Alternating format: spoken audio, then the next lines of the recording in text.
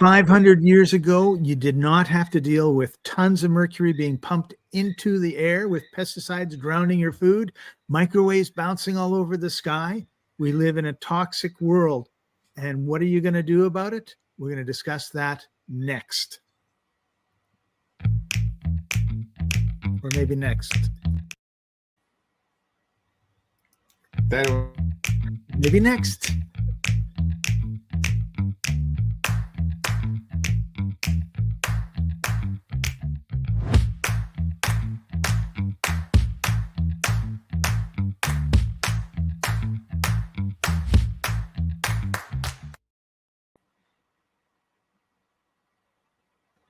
Welcome, everybody. This is the Life Enthusiast Health Shots podcast, restoring vitality to you and the planet. And we are coming to you from the wilds of Vancouver Island in Canada and the wilds of Kruger Park in South Africa. So if I stop, you know why. And Martin, are you moving? If I go like this, it's because there's earthquake. You're not moving. So that is why George noticed right away that I had nice headgear, and what can I say? It's a beautiful hat. It's a beautiful hat. It's a Tilly hat. It's what you wear when you're on safari. So yesterday I saw giraffes, I saw hippos, I saw rhinos, I saw lions eating a giraffe. I saw giraffes that were not being eaten by lions. I saw a dead elephant laying in the jungle, which had already been started to be eaten by other animals. Lots of deer, impalas, hippos, and crocodiles, and even a tortoise. Wow. So, but I'm in Africa. Unfortunately, the Wi-Fi is not quite as good here as I had hoped, which is why things aren't like as smooth as normal, but I just wanted to share that's where we were. That's why the hat. And with that, Martin, how are you doing? It's good. Just remember that I have a show starting at the top of the hour, so I'll have a hard stop at the minute mark. As far as how I am doing, well, I have started the metabolic typing course, which is a 12-week coached affair. So tonight is my first day. So there's a whole bunch of activity swirling around it. The first cohort is going through, and that's good for our people. And I'm excited about that. Yeah, that's awesome news. It's really exciting. We're going to be changing the lives of a lot of people with that course and that knowledge. Yeah, and that is something I really want to be reminded of and tell people that, there's a whole pile of information packed between these two ears, and it's something that when I'm gone, I would like to leave behind in an AI agent so you can talk to it even when I'm not able. Because we have the technology. I think it has the value of being done. So, Scott, that's going to be our next project, is we're going to stuff everything I know into an AI agent. Awesome. That's one of the things I've been dreaming of doing. And we have the technology, we have the knowledge, we just have to get it done. Yeah. So toxicity. Before we get into all the different environmental toxicities, I want to talk about one that is, in my mind, it's always the straw that breaks the camel's back, and that is mental and emotional toxicity. So here I am. I'm in Africa. I'm having a wonderful time, and the place I'm at is a small tent lodge. Right now, I'm the only person here. There's probably 10 tents. They're not like the tents I grew up in that, you put on with little wires and stuff. These are really nice tents. And last night there was a hyena howling and laughing outside my tent, which scared the bejeebies out of me because I'd never heard anything like it. It wasn't at all like you hear on Disney's, Lion King movies. But it was not sanitized, hey? It just was terrifying. So anyway, in the process of being here these last couple of days, because it's not a large place, it's not a place that, they don't have 50 items on the menu. They actually just come up and they say, these are, this is one choice, this is another choice for dinner, right? And so they said, choice number 1 is chicken. Choice number 2, giraffe meat. And I go, giraffe meat? Like, you can eat giraffe meat? Never heard of it. And they said, yeah. So what do you want? I'm in Africa. I'm pushing the boundaries of my comfort zone already. Giraffe it is. Giraffe it is. Okay. So I take a picture. It comes in a little metal bowl, and it looks like stew. And it tastes like stew. The meat of the giraffe, assuming that everybody is telling the truth, and I have no reason to doubt it, it tastes like beef. So why should it not, right? Yep. It certainly should not taste like a chicken, right? They're not at all like chickens, but they're certainly like other animals that are on four legs and eating vegetable stuff. So I take a picture, I post it, I say, I'm in Africa, I'm at this lodge, and they served me giraffe meat. Am I a liar? Maybe, right? Do you need to get upset if you think I'm a liar? I don't think so. It's as innocuous a thing as possible, right? There's a picture. Yeah. This is what it is. So this guy that I've had interactions with and seen his stuff on my feed in Facebook forever gets all pissed off at me. And I'm like, what? What was his objection? You eating giraffe, or you're making up a story? Well, he thought I was lying and making up a story, and he was upset that I was eating giraffe. And so he does something which I think really shows the challenges of our society today. He goes to AI and he says, can you eat giraffe meat? No, does this lodge serve giraffe meat? Because he knows the place, right? Because I'm open about it. Why wouldn't I be? And and it says, no, we never serve giraffe meat at this lodge. And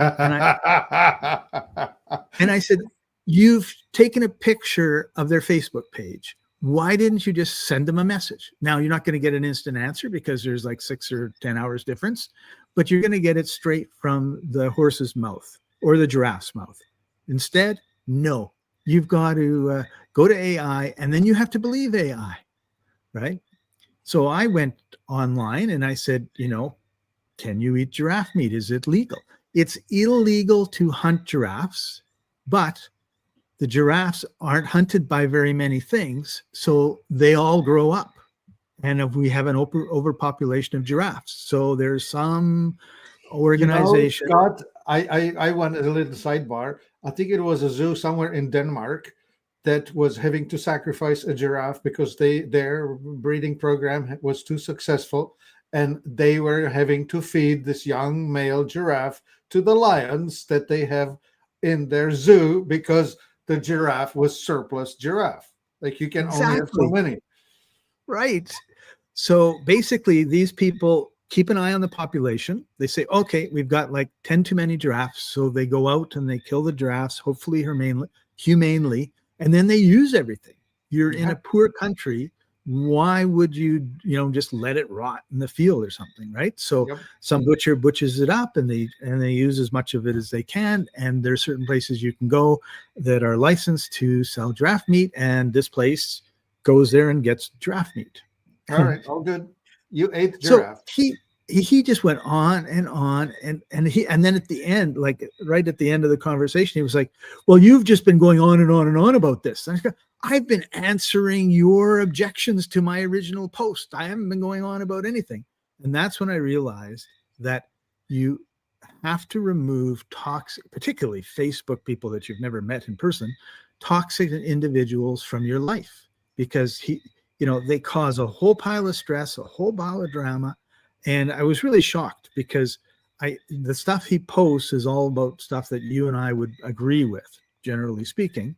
And I thought, why is this guy going on and on and on about giraffe meat and whether it, like, it's totally unimportant.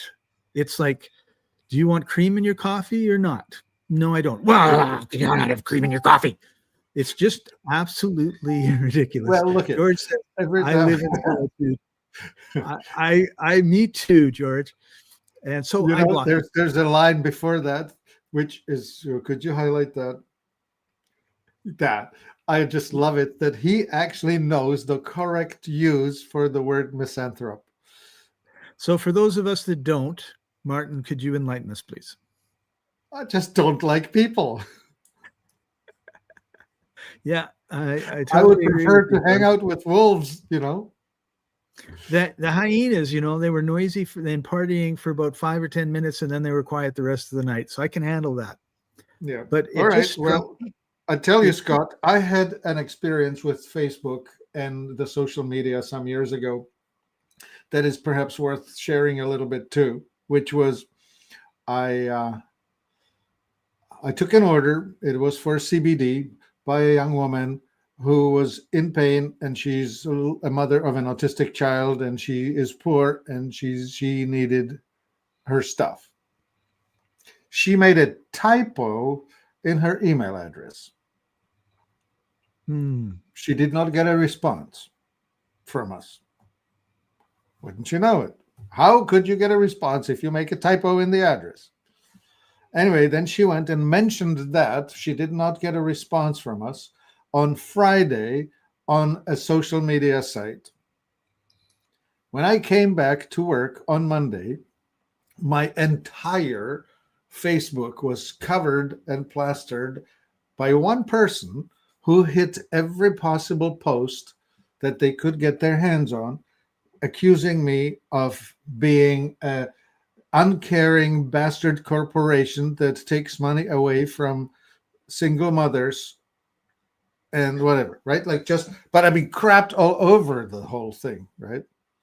So when I connected with this woman, the gal that was the victim, she said, I didn't do anything. I just mentioned that I didn't hear back.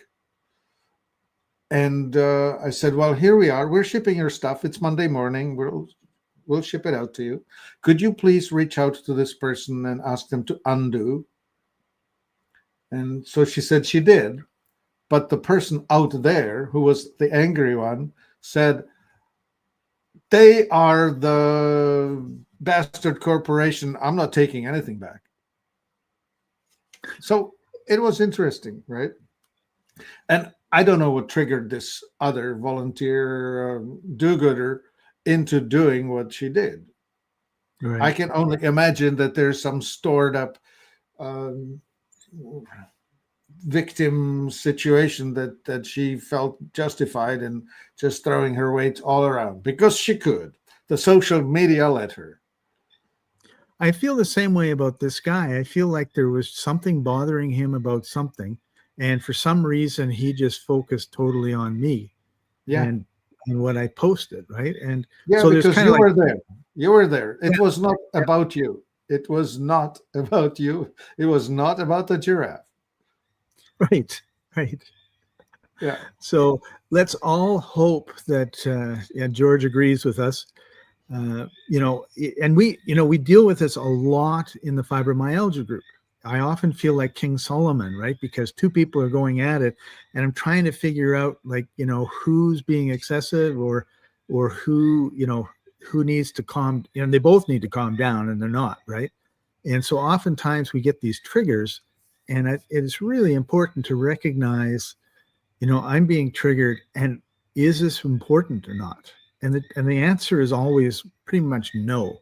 I think, if it involves bodily harm or abuse of other people, then yeah, probably really important to stand your ground. But when it comes to whether you have cream in your coffee or giraffe meat in your stew, probably a lot of other things you could be spending your time and energy on, right? So Right. we kind of wanted to talk about the emotional, just to tie this all back, the emotional toxicity that you surround yourself with. I have a friend who's got a brother who's narcissist, who's really bullying this poor guy, right? And it's like he's had to change his name. He's had, like, on social media, and he's had to do all these things, and I'm kind of like, how- you know, is your brother part of the CIA that he can find out everything and hammer you with it?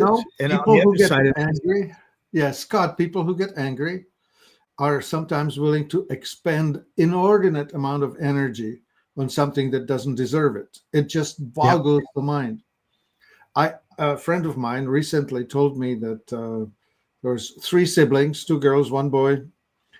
The mother dies of old age. The estate is being processed, and the brother decides to just make life miserable for the 2 sisters. Goes to exceeding lengths, just whatever, and lying in front of a judge because it took all the way to court, and just lying. And finally, they found somebody who's got enough money to just absolutely quash the damn thing, to make it go away. But this right, guy was willing to just go all out, beyond reason, right? Like once somebody gets triggered, they are going nuclear regardless. I don't care if I kill everyone. I don't care if you kill me back. We're going in, yeah. right? There's a comic character who has a TV show now from DC Comics called Peacemaker, and he wants to bring peace to the world, even if he has to kill people to get it. There we go. There you go. A friend of mine had a beautiful saying. This is sort of like fornicating for virginity, right? Yeah. It's a movement. Let's fornicate for virginity. It's fighting for peace. Equivalence, right? Okay, so toxicity, emotional. Yeah. I bet you that the giraffe was one of the healthiest piece of meat you have had in many, many days. Yep. That's right. Not a lot of plastic pollution in the. This is Serengeti, the Kruger Park, right? This is Kruger. It's down in South Africa, not in the No, Serengeti. it's not Serengeti. So Okay. it's as far south as you can go, pretty much. Yeah. And it's right beside Mozambique. Yeah. Okay. So yeah, it was delicious. I mean, it was delicious meat, good meat, not a lot of fat, and tender. Yeah. Well, because it was in a stew, right? Yeah, exactly. I'm just thinking, the giraffe neck, that's gonna be a very muscular thing, A lot of meat. Yeah. All right. These things are huge. Yeah. What is it? 18 feet or something like that? Yeah. It's way up. Yeah. Okay. So what are some things people can, well, first of all, if someone's being triggered, they're probably acidic, right? Well, okay. So acidity brings us anxiety. Alkalinity brings us procrastination and depression. So if you're losing patience and if you're easily triggered, your pH is off on the acidic side. No question. Yeah. So yeah, and if you had been, you're an oxidizer, basic or alkaline, if you're an oxidizer, you need fat. If you're autonomic, you need carbs. It's not the same solution for everyone. Right. And if he'd have just been alkaline, he would have procrastinated to the point of never making any comments on my post, and we would be fine. Yep. Yeah. Also, people who are on the alkaline side tend to have a higher emotional intelligence. They have the they have the gap, right? Like when you have as input, you have the option of either reacting instantly or taking a gap and responding with wisdom.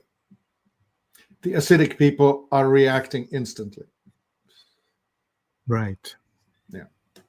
Yeah, I totally get that. And you're right. Like when someone does something, I don't like it, I don't normally react right away. I think, let me just think about this for a second. In fact, when I was married and I got really, really mad at my wife, ex-wife now, I once I was so mad, I kicked the coffee table over and got up and just left, walked around the block, and then I had time to, like, because I was not thinking, and then I had time to think about it, and went in and said, okay, well, here's the problem, and this is what we need to address. And she said, I didn't think you were coming back. that was like early in the marriage. Yeah. I wasn't the one All that right. left. So what are some Okay. of the things that we can take, because we only have 8 minutes left? What are some of the things that we could take to help us not be triggered so much? And I happen to have two items which may or may not be appropriate, because I was thinking Well, about more physical toxicity, but I yeah. had holoimmune as one. Well, holoimmune is a lovely thing, but that has more to do with immunity than not. Yeah, that's just not getting sick, right? What we're dealing with here is that the toxic world. Are you toxic with heavy metals, plastics, volatile organic compounds, whatever, that industrial age toxicity? You want to take that out. Zeolite is my go-to suggestion. The next best thing after that is iodine, and the next best thing to support that is magnesium. And Right. then next best thing to support that is chlorophyll and other green things like aura greens, which is a mix of kamut, alfalfa, barley, wheatgrass, barley grass, all that really green chlorophyll rich stuff. That's the most parasympathizing food, which is that the emotional intelligence, right? When you Right. have enough chlorophyll on board, you're the opposite of autistic,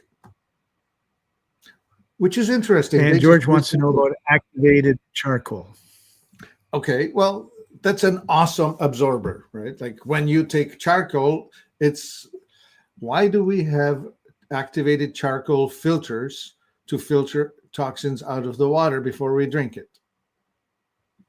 Because we don't want those toxins. So when you swallow the charcoal, it's going to do the same thing in your body. It will allow to absorb toxic things, and on its way through, it will remove things that shouldn't be there. Yeah, awesome. When I think of charcoal, I think of the charcoal in the barbecue pit, and I'm not really that keen on swallowing it. So, like, how do you take it? It's very similar to that. we take it in the form of humic acid, which is shredded and dissolved in water. That's probably the best. We don't sell activated. So I'm not chomping charcoal. on an old charcoal from the fire pit. Yeah. Go into your campfire leftovers, find some charcoal bits. Well, actually, that is the very thing, and crush it and mash it and get it in your body. You bet. Yeah. Okay. Yeah, it's a good thing. Well, It is a good thing. If somebody told me 6 months ago I'd be eating giraffe meat, I'd be pretty freaked out. So these are all things that you just need to take time to acclimatize to and get adjusted to, and add to your health regimen. Yeah. Just to be on the record, I would not hesitate to eat giraffe meat with you. Thank you. Yeah. Thank It's you. not, I'm not anti anything. Well, and this guy says, you know what? Thank you, George. George says, me too. He even says, like, I have no problem going hunting and shooting a deer and taking it home and, slicing it up and cooking it. But some reason the giraffe was just taboo to him. I have no idea. I can relate. There are some people who will object to eating guinea pigs, which is a custom in South America, Peru or whatever. Peru, yeah. My sister had 2 guinea pigs as growing up, so I can't imagine eating sassafras or smeagol. Terrible. And likewise, when I was growing up, I grew up in a really interesting world where we had pheasants and hares and all kinds of stuff. My dad, as a veterinarian, would look after hunting dogs of the hunters in the village, and they would often pay him back with what they shot, not with money. We were rich in life. We were not necessarily rich in cash. And yeah, anyway, I'll take rich in life every day. yeah. So zeolite, better water. Make sure that the water you're drinking is structured. See these little bits. Make sure you have that. You want to structure your water before you drink it. You want to filter the water before you drink it, especially if you're on city water anywhere in North America. And Right. then, well, charcoal, filter it, yeah. And if you want, eat humic acid or swallow humic acid. That's the ticket. It will act as a low-grade passive filtration system passing through you. Yeah. Nice. And I think that's so important. We really need to clean up our acts, right? Yeah, for sure. I'm amazing how reasonably well the Wi-Fi is holding up. It's only a couple of small blips here and there. I'm happy too, because it was really bad an hour and a half ago. Okay. Which is why I warned you and I warned John and everybody, let's make sure this goes smoothly. So, Martin, we've got 2 minutes left. Leave us with some words of wisdom, generally speaking, about your people's health. Well, one of the really common problems in North America is hypothyroidism, which is brought on by genetics. About half the people are thyroid types, and not enough iodine in circulation, and not enough magnesium to support it, and not enough selenium to work with it. So if you find yourself under functioning, you probably have the MTHFR, you're probably the thyroid type, you're probably needing to fix your world, and it's not being addressed by the mainstream policies. So you need to find somebody that's going to help you unpack your current situation, understand the nuances and the specifics, and give you suggestions on what's going to get you to a better place. Awesome. And you've had 40 years of going from being in a very, very bad place, full of pain and your body falling apart in your 20s, to being a vibrant, healthy, active, strong, medicated-free person over 50. Me, over 50? Are you not over 50? No, this is my 70.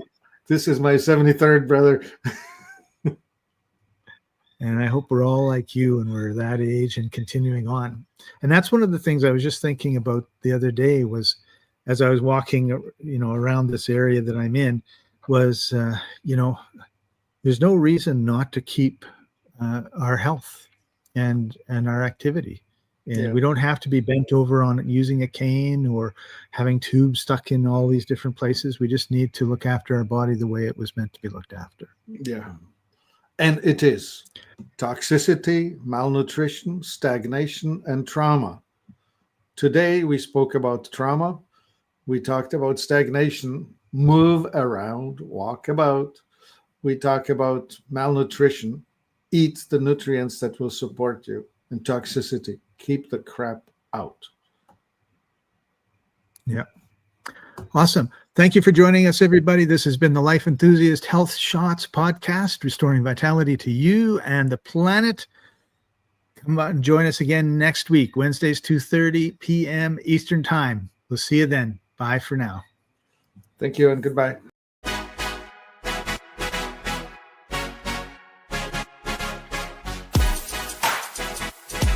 Hey.